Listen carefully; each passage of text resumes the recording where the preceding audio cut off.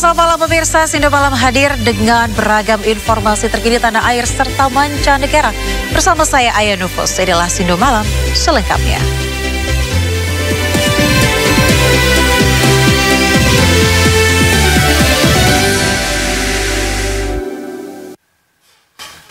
Pemirsa, Gunung Lewotobi laki-laki kembali erupsi. Ketinggian kolom abu mencapai 2.500 meter dari Pulut Kawah. Warga pun diminta waspada. Barat daya.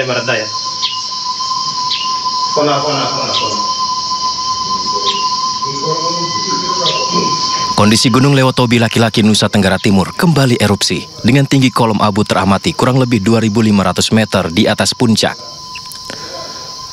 Kolom abu dengan intensitas tebal condong ke arah barat daya dan barat. Erupsi ini terekam di seismogram dan amplitudo maksimum 47,3 mm dengan durasi sementara kurang lebih 4 menit 44 detik. Saat ini, Gunung Lewotobi laki-laki berada pada status level 4 atau awas. Dengan aktivitas ini menjadi pertanda erupsi masih akan terjadi. Erupsi juga? Ya, tadi jam 12 Mas. Walaupun itu bersifat erupsi vulkanik dengan itu masih menjadi pertanda bahwa erupsi masih terjadi. Akibat pergerakan Gunung Lewotobi laki-laki yang terus meningkat, warga diminta tidak beraktivitas radius 7 km dari kaki Gunung Lewotobi laki-laki. Masyarakat yang terdampak hujan abu Gunung Lewotobi laki-laki memakai masker, penutup hidung mulut untuk menghindari bahaya abu vulkanik pada sistem pernafasan. Dari Flores Timur, Joni Nura, iNews melaporkan. Tim SAR gabungan mengevakuasi ratusan warga korban erupsi Gunung Lewotobi laki-laki di areal perkebunan Waimuring, Desa Nawakote, Kecamatan Wulang Gintang, Kabupaten Flores Timur.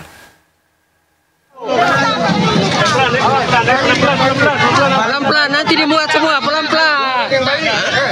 Yang bayi nanti ikut mobil satu nih. Yang bayi ikut mobil.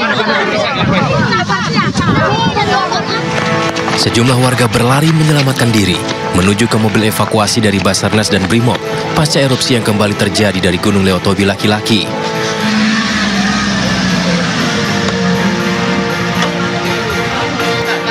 Ratusan warga dibawa menuju kantor Kecamatan Wulang Gintang, mulai dari bayi, balita, orang dewasa, hingga lansia. Mereka merupakan warga Dusun Duang, Desa Nawakote, yang terdampak akibat abu vulkanik.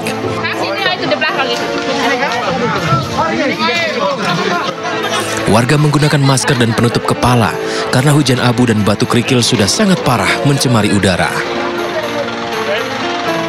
Dia keluar abu dengan batu kerikil.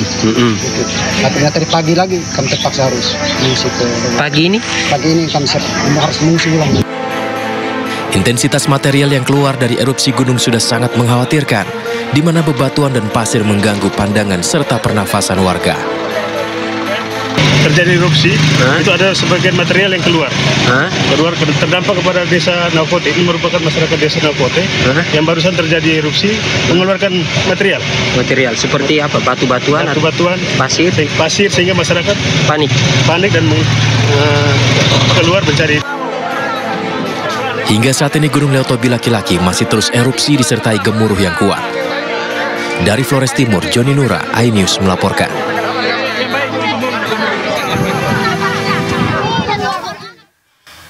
Ya, pasca erupsi Gunung Lewotobi laki-laki di Flores Timur yang menewaskan 9 orang, Pusat Vulkanologi Mitigasi dan Bencana Geologi atau PVMBG terus memantau aktivitas gunung yang berada di Nusa Tenggara Timur.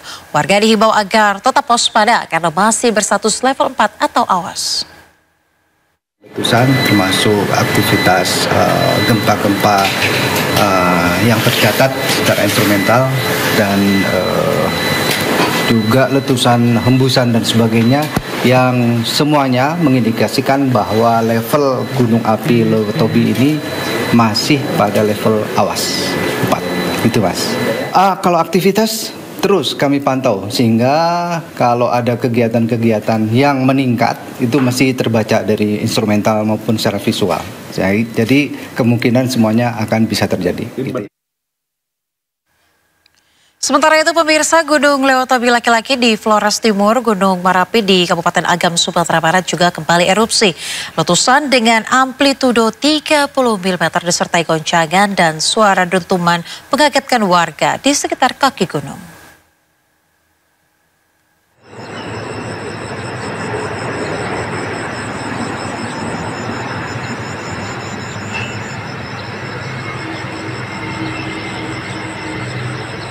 Gunung Marapi yang terletak di Kabupaten Agam dan Kabupaten Tanah Datar, Sumatera Barat kembali meletus. Asap hitam pekat terlihat keluar dari kawah di puncak gunung yang memiliki ketinggian 2.891 meter di atas permukaan laut. Asap kolom abu letusan yang diperkirakan mencapai 1.000 meter membumbung tinggi ke udara dengan durasi letusan yang cukup lama. Letusan yang disusul turunnya hujan abu vulkanik membuat aktivitas warga di kawasan sekitar kaki Gunung Marapi terganggu. Tiupan angin membuat hujan abu vulkanik turun di kawasan Canduang hingga kota Bukit Tinggi. Dan di sini memang masyarakat juga agak khawatir karena beberapa hari terakhir ini selalu meletus dan selalu erupsi, dan bahkan tadi pagi pun cukup besar, dan juga sampai abu vulkanik sampai ke daerah kami dan bahkan melebihi, dan radius kami sekarang ada di 8,2 dari kawah Verbeek. Petugas pos pengamat Gunung Api Marapi mencatat ketinggian kolom abu erupsi tidak teramati karena tertutup awan. Erupsi terekam di seismograf dengan amplitudo maksimum 30 mm dan durasi letusan cukup lama, mencapai 4 menit 35 detik. Status Gunung Marapi kini dinaikkan dari waspada atau berada pada level 2 menjadi siaga atau level 3. Dengan status siaga atau level 3 ini, warga dilarang masuk dan beraktivitas dalam radius 4,5 km dari kawah di puncak gunung. Dari Agam, Bukit Tinggi, Sumatera Barat, Wahyu Sikumbang, iNews melaporkan. Kita beralih ke kasus lain, pemirsa. Kementerian Komunikasi dan Digital sejak 20 Oktober telah memblokir akun berpengikut besar yang mengarahkan kepada situs judi online. Akun tersebut seringkali menyamar dengan kemasan hiburan, meme maupun video viral. Pertama, sejak 20 Oktober 2024 sampai hari ini 7 November 2024, Direktorat Jenderal Aplikasi Informatika telah menindak 241.417 konten perjudian. Jadi rata-rata hampir 13.000 konten setiap hari. Sebanyak 225.258 situs telah ditutup, 8.592 konten melalui Meta juga sudah diblokir, 4.785 file sharing sudah ditindak. Di YouTube atau Google ada 1.906 konten. Lebih lanjut, kami telah menindak 832 konten Twitter, 40 konten melalui Telegram, 3 konten TikTok, dan 1 aplikasi di App Store. Salah satu akun dengan jumlah pengikut besar yang telah di take down adalah @imsamantha2 dengan 13.000 follower. Akun tersebut menyamar dengan menggunakan konten-konten dengan gambar perempuan yang berpakaian minim, namun profilnya memberikan tautan ke judi online. Selain itu juga ada akun It's Movie Moment dengan pengikut mencapai 133.000 juga berhasil di take down. Judi online bukan hanya berisiko secara finansial, tetapi juga berbahaya bagi kesehatan mental. Ketika seseorang mulai terlibat dalam judi, aktivitas ini seringkali terlihat seperti hiburan biasa. Namun, dengan sifatnya yang adiktif, banyak orang yang sulit keluar dari jebakan ini.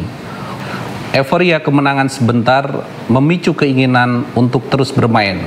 Sementara rasa frustasi ketika kalah mendorong pemain untuk bermain lebih banyak demi mengembalikan kerugian.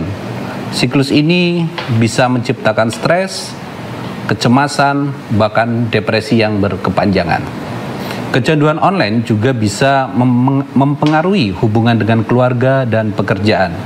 rasa putus asa akibat hutang yang menumpuk atau ketidakmampuan mengontrol dorongan berjudi dapat memicu gangguan emosional.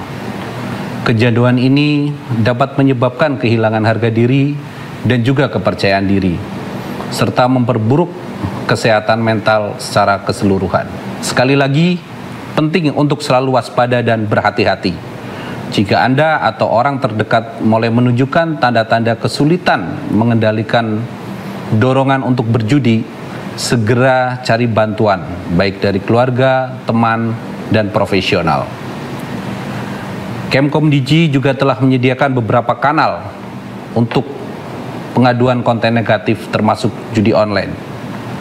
Bapak Ibu dapat mengirim URL atau link dan screenshot ke aduankonten.id, juga dapat ke kontak WhatsApp 0811 9224 545 atau melalui WA chatbot Stop Judi Online di 0811 1001 5080.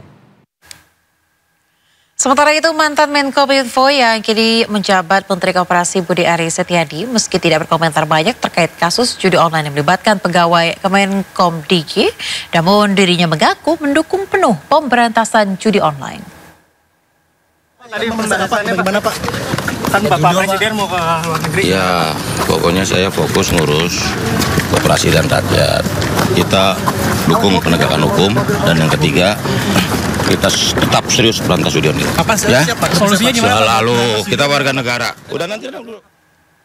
Ya pemirsa, dua tersangka kasus judi online yang melibatkan belasan pegawai di Kementerian Komdigi masuk dalam daftar pencarian orang dan kini tengah diburu polisi. Penyidik juga telah menggeledah dua tempat penukaran mata uang asing atau money changer yang dijadikan tempat para bandar judi online untuk menyetor uang kepada tersangka. Hasil pemeriksaan terkini, update-nya adalah selama ini terdapat ribuan website judi online yang dikelola oleh para pelaku agar terhindar dari pemblokiran, di mana sampai dengan saat ini penyidik masih terus melakukan pendataan atau inventarisasi terhadap website-website tersebut. Kemudian diketahui bahwa uang setoran dari para bandar itu diberikan kepada para pelaku dalam bentuk cash atau tunai, ya, dan juga melalui money changer. Terhadap money changer ini, sementara itu pemirsa, Presiden Republik Indonesia Prabowo Subianto hadiri rapat koordinasi nasional atau Rakornas pemerintah pusat dan daerah di Bogor, Jawa Barat. Rakornas bertujuan untuk berkoordinasi dengan pemerintah dan instansi daerah guna dukung program prioritas dan arah kebijakan Presiden. Acara yang digelar di Sentul International Convention Center ini dihadiri lebih dari 5.000 orang, termasuk di dalamnya 525 orang pimpinan pegawai dan lembaga, juga 496 orang jajaran Forkopimda tingkat provinsi. Ini merupakan kesempatan pertama Prabowo sebagai presiden untuk bicara langsung dengan seluruh kepala daerah serta kepala badan dan lembaga yang terlibat dalam pengambilan keputusan penting. Rakornas ini bertujuan untuk ciptakan koordinasi dan harmonisasi antara pemerintah daerah dan instansi vertikal daerah guna mendukung program Presiden selama 5 tahun ke depan.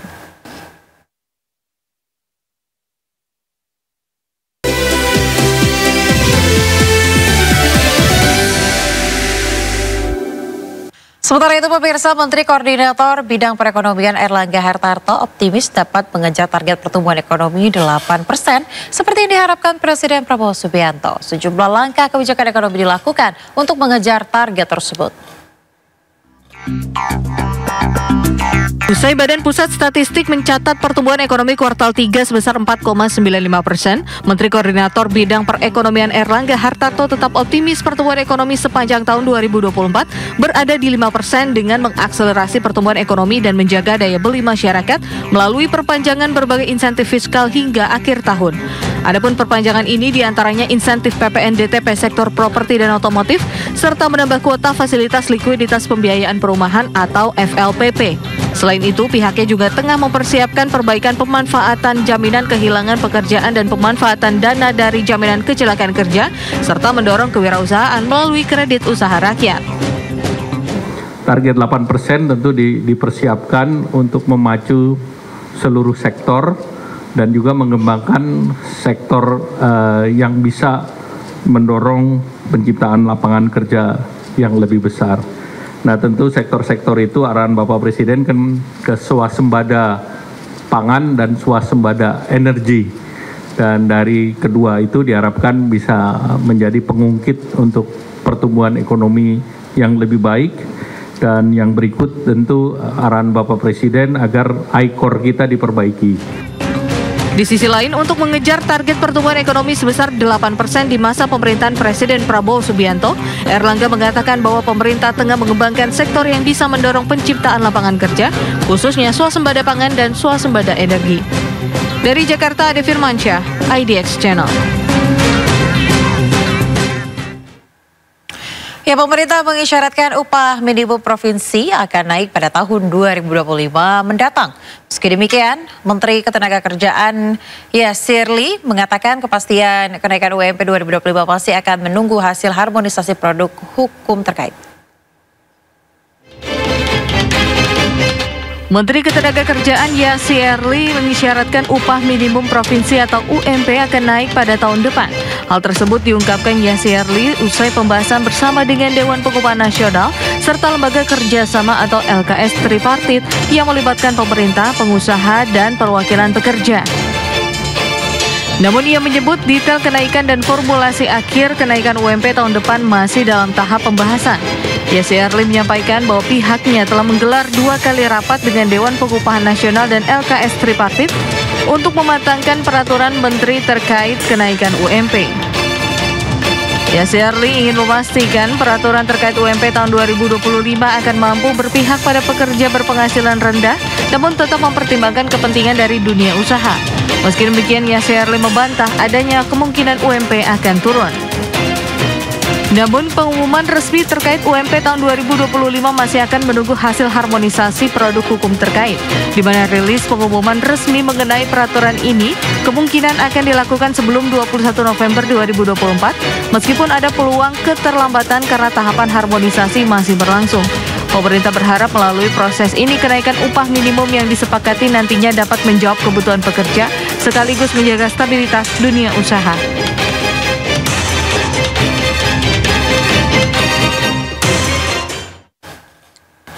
Pemirsa, penetapan upah minimum tahun 2025 tidak lagi mengacu pada peraturan pemerintah nomor 51 tahun 2023 tentang pengupahan. Peraturan ini sudah tidak berlaku pasca putusan MK yang membatalkan beberapa pasal di Undang-Undang Cipta Kerja. Hal itu disampaikan Wakil Ketua DPR RI Sufmi Dasko usai pertemuan dengan Menteri Hukum Suparman Andi Atas, Menteri Ketenagakerjaan Yasirli, dan Presiden KSPI Said Iqbal selaku perwakilan buruh di gedung DPR pada Rabu siang. Dasko mengatakan DPR, pemerintah, dan perwakilan buruh akan mengkaji indeks upah buruh menindaklanjuti putusan MK soal Undang-Undang Cipta Kerja beberapa waktu lalu. Dasko turut mewanti-wanti jangan sampai ada pihak yang dirugikan terkait upah buruh. Sementara itu, Presiden KSPI Said Iqbal meminta masa buruh tenang karena pengupahan tahun 2025 tidak lagi mengacu pada PP 51 tahun 2023. Sesuai dengan keputusan MK bahwa kami dari DPR menyatakan bahwa memang PP 51 itu sudah tidak berlaku. Dan lalu kemudian menyikapi keputusan MK mengenai upah dan lain-lain tadi sudah disepakati bahwa buruh, pemerintah, dan DPR akan mengkaji dan membahas dengan seksama bagaimana indeks upah buruh supaya tidak ada yang dirugikan baik dari pengusaha maupun buruh. Demikian. Tidak mengacu PP 51. Nah? Tidak mengacu PP 51. Dan karena PP 51 sudah tidak berlaku, sistem pengupahan dan lain akan dibicarakan bersama-sama. Demikian. Sementara itu, pemirsa, Menteri Perumahan dan Kawasan Permukiman Marwar Sirait menyambangi kantor Komisi Pemberantasan Korupsi untuk membahas pemanfaatan tanah sitaan dari koruptor untuk membangun perumahan rakyat. Saat ini pihaknya sedang mempersiapkan sistem dan personel untuk menindaklanjuti rencana tersebut. Menteri dan Wakil Menteri Perumahan dan Kawasan Permukiman Marwar Sirait dan Fahri Hamzah menyambangi kantor Komisi Pemberantasan Korupsi untuk membahas pemanfaatan tanah sitaan dari koruptor untuk membangun perumahan rakyat. Saat ini pihaknya sedang mempersiapkan sistem dan personil untuk menindaklanjuti rencana tersebut. Dalam pertemuan itu, Marwar juga membahas soal pencegahan korupsi di kementeriannya dan meminta bantuan KPK untuk terlibat dalam Inspektorat Kementerian Perubahan dan Kawasan Permukiman. Salah satu bentuk keterlibatan Komisi Anti Rasuah itu dengan mendapatkan personil KPK di Kementerian PKP. Kemudian kami juga seperti dengan kejaksaan, kami juga memohon kiranya aset-aset terutama tanah yang ideal itu yang cocok untuk perumahan rakyat, kiranya bisa dimanfaatkan oleh rakyat Indonesia, supaya tanah-tanah dari koruptor itu bisa dimanfaatkan untuk perumahan bagi rakyat Indonesia yang masih banyak kekurangan atau belum memiliki rumah. Marwar juga menambahkan permohonan serupa juga pihaknya sampaikan kepada Kejaksaan Agung. Selanjutnya pihaknya akan menemui Kementerian ATR BPN dan Kementerian Keuangan untuk menyampaikan hal yang sama. Tim Liputan IDX Channel.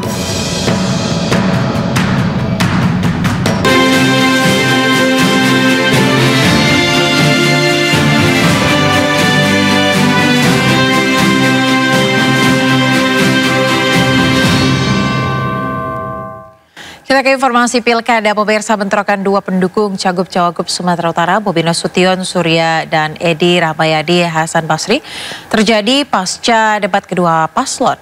Bentrokan dipicu saling ejek dan pelemparan botol mineral ke pendukung paslon Edi Hasan.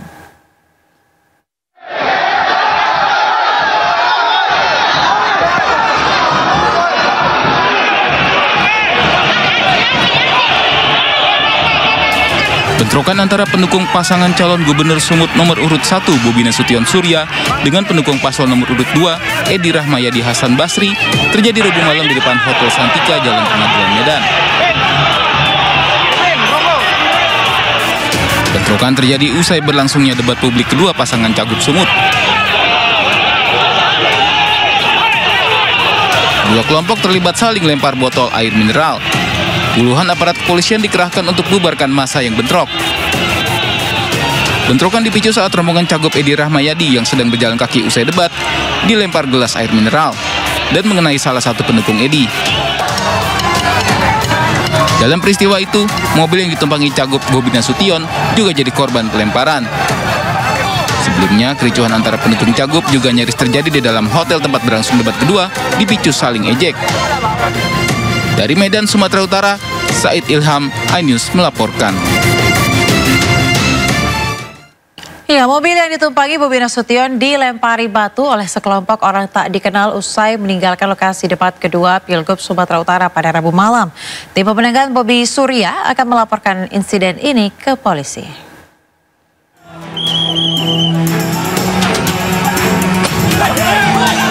Video amatir merekam keriuhan pendukung paslon di luar lokasi debat kedua pemilihan gubernur wakil gubernur Sumatera Utara di Hotel Santika Medan Rabu malam.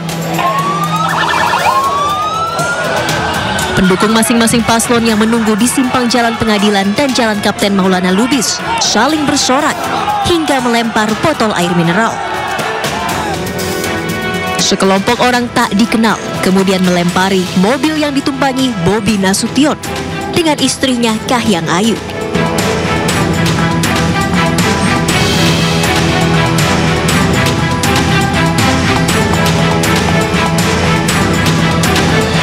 Meski dikawal polisi, mobil calon gubernur Sumatera Utara ini pun tak luput dari sasaran pelemparan. Atas insiden tersebut, tim hukum pasangan Bobi Surya akan membuat laporan ke Polrestabes Medan. Mengapa harus dilaporkan, gitu ya? Supaya pemilu damai ini, pemilu kita ini damai, riang gembira, dan beradu gagasan dan konsep lah. Dan kepada siapapun kita, supporternya, ayo sama-sama kita dukung paslon kita dengan baik pada substansinya, bukan pada hal-hal yang di luar substansi itu. Usai dilempari sekelompok orang tak dikenal, mobil menantu Presiden ke-7 Republik Indonesia Joko Widodo ini tetap berjalan bersama rombongan mobil lainnya di tengah kericuhan massa dengan dikawal pihak kepolisian. Dari Medan, Sumatera Utara, Ahmad Ridwan Nasution, iNews melaporkan.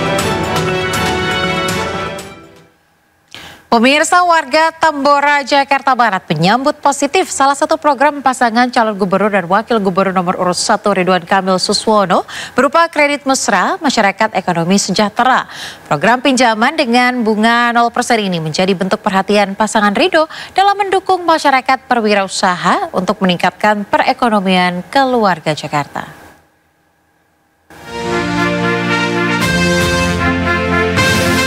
Relawan kerja pasangan Cagup dan Cawagup Ridwan Kamil Suswono mensosialisasikan program kredit mesra kepada warga Tambora, Jakarta Barat. Program ini menjadi salah satu upaya pasangan Ridho dalam membantu perekonomian masyarakat jika nanti terpilih di Pilgub Jakarta mendatang. Dengan sistem berkelompok dan penerapan bunga kredit 0% ini akan memudahkan masyarakat dalam berwirausaha sekaligus mengembangkan ekonomi keluarga. Disambut dengan baik oleh masyarakat karena ide yang baru masuk ke Jakarta ini perlu juga banyak ditambahkan, dan hal-hal yang baik sebelumnya di gubernur sebelumnya perlu juga diamati dan dimodifikasi setelahnya lebih. Saya sebagai warga masyarakat Kota Jakarta positif menyambutnya gitu. Mudah-mudahan bisa teraplikasikan dengan kebijakan yang memang memudahkan, terus proses juga yang tidak terlalu rumit, dan harapannya juga bisa membantu warga masyarakat. Selain mensosialisasikan program kredit mesra demi mewujudkan masyarakat adil dan sejahtera, relawan Ridho juga turut membuka kesempatan konsultasi hukum gratis bagi warga Tambora. Dari Jakarta, Dilami Aulia, Rizky Julianto, iNews melaporkan. Hingga saat ini persoalan banjir masih belum terselesaikan di Jakarta, pemirsa. Calon Gubernur Jakarta nomor urut 2 Dharma Pongrekun menyebut harus ada penyelesaian masalah hingga ke akar untuk atasi banjir Jakarta.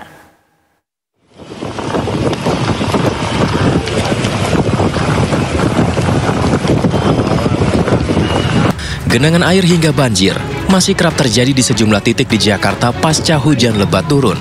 Ini menjadi perhatian bagi calon gubernur Jakarta yang saat ini berkontestasi di Pilkada 2024. Dharma Pongrekun, calon gubernur Jakarta nomor urut 2, menanggapi isu ini dengan menyebut pemimpin harus membuat manajemen solusi dengan hati tulus, bukan kepentingan pribadi. Penanganan banjir di Jakarta harus terlebih dahulu menyelesaikan akar penyebab dari terjadinya banjir tersebut. Genangan ini kan akibat. Yang harus kita pikirkan selalu apa penyebabnya. Jadi dalam menyelesaikan setiap masalah, jangan hanya menyelesaikan puncak gunung esnya, itu sama dengan menjadi pemadam kebakaran, tetapi cari akar masalahnya. Kenapa banjir itu sampai terjadi? Kenapa hujan ini begitu ekstrim? Bahkan sudah 2 hari loh hujan ekstrim. Kenapa debit air di atas tidak normal? Apakah ini terjadi karena fenomena alam? Pertanyaannya, fenomena alam terjadi secara alami atau ada permainan frekuensi? Manajemen dalam penanganan semua aspek kehidupan bangsa itu dijalankan dengan hati yang tulus, sungguh-sungguh, bukan untuk kepentingan pribadi. Dharma Pongrekun berjanji akan membuat lingkungan Jakarta menjadi lebih baik jika terpilih menjadi gubernur Jakarta. Dari Jakarta, Hamzah Hasibuan, Sadu Santo, iNews melaporkan. Sementara itu pemirsa, Cawagup Jakarta nomor urut 3 Rano Karno bertemu dengan Dewan Pimpinan Daerah Konfederasi Serikat Pekerja Seluruh Indonesia atau KSPSI untuk mendengarkan aspirasi para buruh. Bang Dul berjanji jika terpilih menjadi pemimpin Jakarta, kesejahteraan buruh akan ditingkatkan.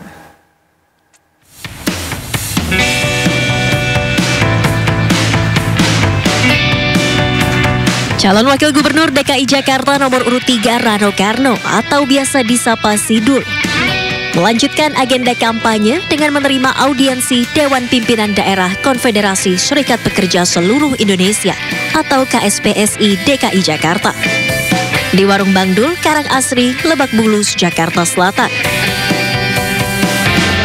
Di hadapan kaum buruh, Sidul mengaku siap mengakomodir segala aspirasi para buruh. Ia pun berjanji untuk mengembalikan hak-hak buruh jika terpilih sebagai pemimpin Jakarta bersama Pramono Anung. Ya kesejahteraan kaum buruh misalnya itu kan, karena waktu itu memang sempat berhenti pada waktu pandemi. Dan saya bilang insya Allah kalau memang nanti ya saya sama Mas Pram memang datang ke DKI, kita akan kembalikan hak-hak buruh yang memang pernah diterima. Itu aja sebetulnya, nggak ada yang aneh-aneh kok gitu. Mantan Gubernur Banten ini mengaku bangga pasangan nomor urut 3 Pramono Rano menjadi satu-satunya yang menerima aspirasi dari KSPSI. Dari Jakarta, Tim Liputan iNews melaporkan.